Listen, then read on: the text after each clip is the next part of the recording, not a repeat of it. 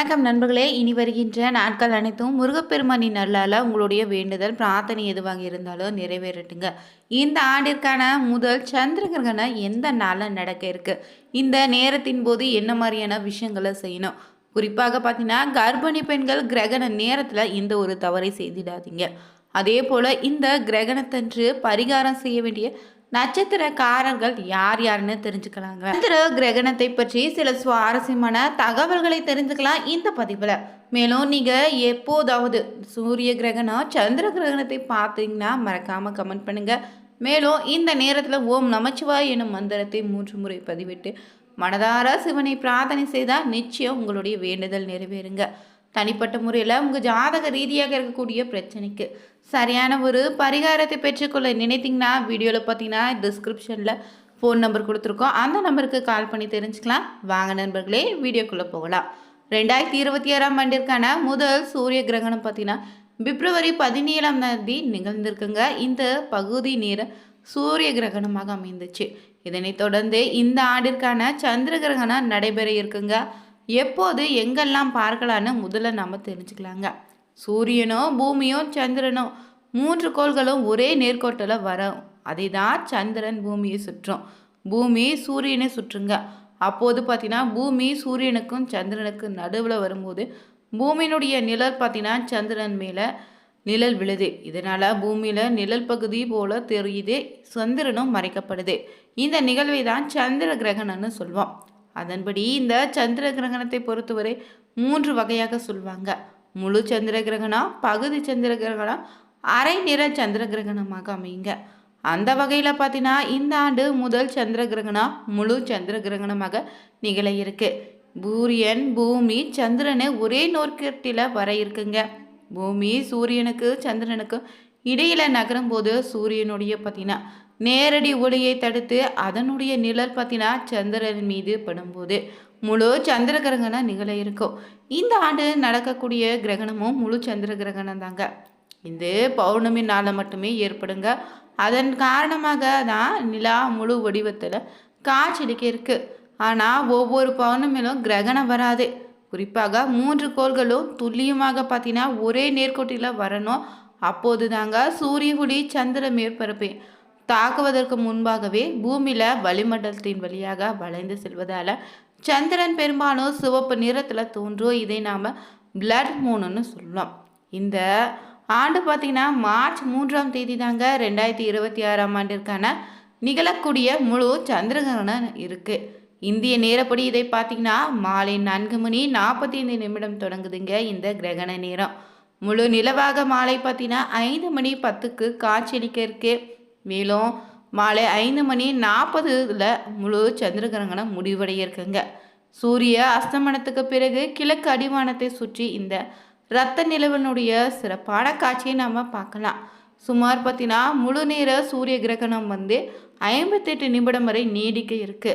பெரும்பாலான பார்த்தீங்கன்னா இந்த நேரத்தில் இந்தியாவில் அஸ்ஸாம், அருணாச்சல பிரதேசம், மேகாலயா, கொல்கத்தா, புவனேஸ்வர், பாட்னாவில் இறுதி நிலையான சந்திர கிரகணத்தை பார்த்தீங்கன்னா அடர் சிவப்பு நிறத்தை பார்க்க முடியும்னு சொல்லியிருக்காங்க. ஆமாங்க, இந்த சூரிய கிரகணத்தை காட்டிலும் இந்த சந்திர கிரகணத்தை நம்ம வெறும் கண்ணால் பார்க்கலாம். முற்றிலும் இது ரொம்ப பாதுகாப்பான கிரகணமாக தான் நிகழ இருக்கு. இந்த ரத்த நிலவை ரசிக்க உங்களுக்கு பாதுகாப்பு கண்ணாடிகள் தேவையில்லைங்க.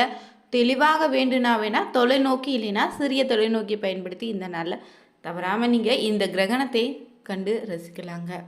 ஜோதிட சாஸ்திரத்தின்படி இதை நீங்கள் பார்த்தீங்கன்னா சூரியனும் சந்திரனும் இரண்டையுமே ராஜ கிரகங்கள்னு சொல்லுவோம். ஒளி கிரகங்களும் இது சொல்லப்படுதுங்க. இந்த ஒளி கிரகங்களுக்கு ராகு கேதுவால் ஏற்படக்கூடிய கிரகஸ்தன் தான் கிரகணமாக அமையுது.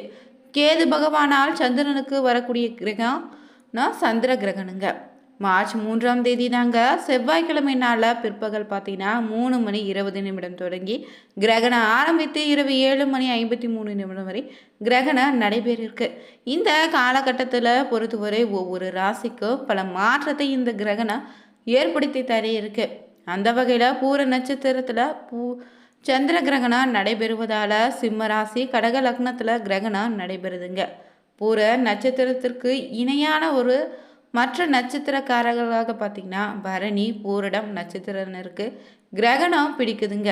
அதே போல் இந்த நாளில் சிம்ம ராசியில் இருக்கக்கூடிய இன்னும் 2 நட்சத்திரமான மகா உத்திர நட்சத்திரக்காரர்களுக்கும் கிரகணம் பிடிக்க இருக்கு. பரணி, பூரம், பூரட்டாம், மகம், உத்திரம் ஆகிய 5 நட்சத்திரக்காரர்களுக்கு கிரகணம் பிடிப்பதால கிரகண சாந்தி செய்வது ரொம்ப நல்லதுங்க. கிரகண சாந்தி செய்யக்கூடிய நேரம் பார்த்தீங்கன்னா இந்த நாள் இரவு 7:53 வரை சந்திர கிரகணம் இருப்பதால இரவு 8 மணிக்கு பிறகு குளிச்சுட்டு கிரகண சாந்தி செய்வது ரொம்ப நல்லதுங்க. கிரகணத்தால் வரக்கூடிய தாக்கத்தை இது கட்டுப்படுத்திடும். அதே போல் இந்த கிரகண நேரத்தில் குறிப்பாக கர்ப்பிணி பெண்கள் கவனமாக இருங்க. இந்த நேரத்தில் வெளியில் வருவதை தவிர்த்துடுங்க. வீட்டில் ஜன்னல்கள் அடைத்து வைத்துக் கொள்வதும் நல்லதுங்க. அதே போல் உணவு சாப்பிடுவதில் ரொம்ப கவனமாக இருங்க. கிரகணம் பிடிப்பதற்கு 6 மணி நேரத்துக்கு முன்பாகவே சாப்பிடுங்க. வயிறு சுத்தமாக இந்த நேரத்தில் இருக்கணும். இல்லைன்னா இந்த கிரகண நேரத்தில் வயிற்றில் இருக்கக்கூடிய உணவுப் பொருட்கள் விஷத்தன்மையாக மாறக்கூடும்னு சொல்கிறாங்க. அதனால் உணவுப் பொருட்கள் தண்ணீர் மேலே தர்பை புல்லை போட்டு வச்சு அதன் பிறகு நீங்கள் பயன்படுத்திக்கலாம். இல்லை அப்படி தர்பை புல் கிடைக்கலைன்னா அருகம்புல், துளசி போட்டு கூட வைப்பது நல்லதுங்க.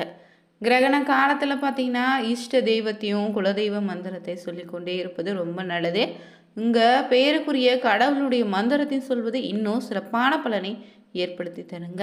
இந்த சந்திர கிரகணம் நடைபெறக்கூடிய மார்ச் 3ஆம் தேதி என்று பார்த்தீங்கன்னா பௌர்ணமியாக அமைந்திருக்கு. அதனால் முன்னோர்களுக்கு திதி கொடுத்தீங்கன்னா ரொம்பவே நல்லதுங்க. கிரகணம் நடைபெறுவதால் வடக்கு பகுதிகளில் அதிக அளவில் மழை பெய்யணும், காடுகளை மழை பெய்யணும் சொல்லப்பட்டிருக்கு. கிரகணத்தால் ஏற்படக்கூடிய மாற்றத்தால் இந்த நேரத்தில் பார்த்தீங்கன்னா பிற்காலத்தில் நில அதிர்வு ஏற்படலாம். கிரகண காலகட்டத்தில் மீன ராசியில் சுக்கிரன், சனினே கிரகங்கள் இருக்குதுங்க. 10 நாட்களுக்கு பிறகு சூரியனும் வந்து சேரப்போகுது. இதனால் செவ்வாய் பகவானும் சேர்ந்த பின்பே அணு உலைகளால் நாட்டில் பிரச்சனை ஏற்படுவதற்கான வாய்ப்பு இருக்குன்னு சொல்லியிருக்காங்க. அரசியல் துறையினர், கலைத்துறையில் இருப்பவங்களுக்கு பிரச்சனை ஏற்படலாம். அதனால் ரொம்ப பாதுகாப்பாக இருந்துக்கோங்க.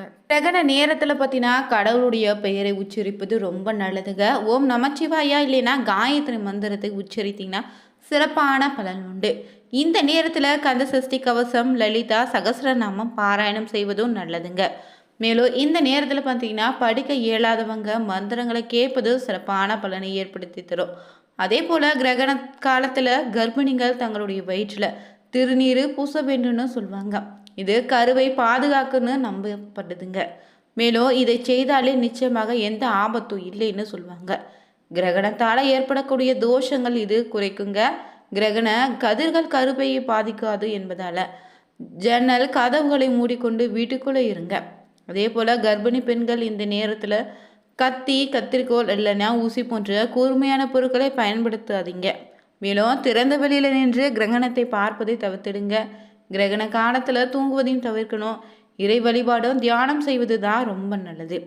அதே போல் சூத காலத்தில் சமைப்பதையும் உணவு உண்பதையும் தவிர்க்கணுங்க. பலர் பார்த்தீங்கன்னா கிரகணத்துக்கு முன்னாடியே தங்கள் உணவில் துளசி இலை இல்லைன்னா தர்பை புல்லை சேர்த்து வச்சுருவீங்க. இது உணவு விஷயமாக மாறுவதை பார்த்தீங்கன்னா தடுத்துடும். கிரகண நேரத்தில் சமைப்பதையோ இல்லைன்னா சாப்பிடுவதை முற்றிலும் தவிர்த்துடுங்க. கிரகண காலம் முடிந்த பிறகு நீங்கள் பார்த்தீங்கன்னா குளிச்சுட்டு கோவிலுக்கு செல்வது நல்லது. கோவிலுக்கு செல்ல முடியாதவங்க வீட்டிலே விளக்கேற்றி வைத்து கடவுளை வழிபடலாம். போதுமான அளவு தண்ணீர் மட்டும் இந்த நேரத்தில் குடிச்சுக்கோங்க. அமைதியாக அமர்ந்து கொண்டு புத்தகங்கள் படிக்கலாம், இல்லைன்னா கடவுளுடைய மந்திரங்களை உச்சரித்து வழிபடலாங்க. அதே போல் பார்த்தீங்கன்னா சந்திர கிரகணம் தொடங்குவதற்கு 3 மணி நேரத்துக்கு முன்னாடியே உங்களுடைய இரவு உணவை நீங்கள் எடுத்துக்கணும்.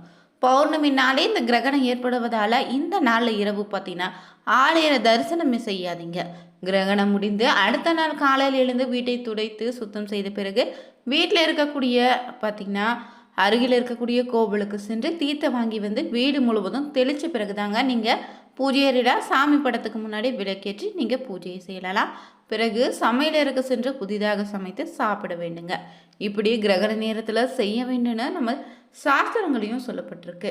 அதே போல் பார்த்தீங்கன்னா இந்த நேரத்தில் வந்து கர்ப்பிணிகளுக்கு வயிற்றில் வளரக்கூடிய குழந்தைக்கும் ஆபத்து உண்டாகும். இதனால் முன்கூட்டியே குழந்தை பிறக்கக்கூடிய ஆபத்து ஏற்படும்னு சொல்லுவாங்க.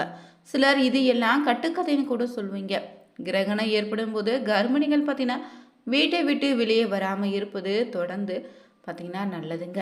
அது மட்டும் இல்லை, கிரகண காலத்தில் முன்னிட்டு இந்தியாவில் உள்ள பல கோவில்கள் மூடப்பட்டு தான் இருக்கும். அந்த வகையில் இந்த ஆண்டு பார்த்தீங்கன்னா ஸ்ரீவில்லிபுத்தூர் ஆண்டாள் கோவிலில் மதியம் 1 மணிக்கு நடை சாத்தப்படுது. மறுநாள் காலை தாங்க வழக்கம் போல நடை திறக்க இருக்கு. திருப்பரங்குன்றம், திருச்செந்தூர் போன்ற முக்கிய புனித தலங்களில் கோவில் நடை சாத்துவாங்க. இந்த வீடியோ பிடிச்சிருந்தா லைக் பண்ணுங்க, ஷேர் பண்ணுங்க, கமெண்ட் பண்ணுங்க, சேனலை சப்ஸ்கிரைப் பண்ணிக்கோங்க. சிவாயின்னு 3 முறை கமெண்ட் பண்ணுங்க. அனைவருக்கும் நன்றி நண்பர்களே.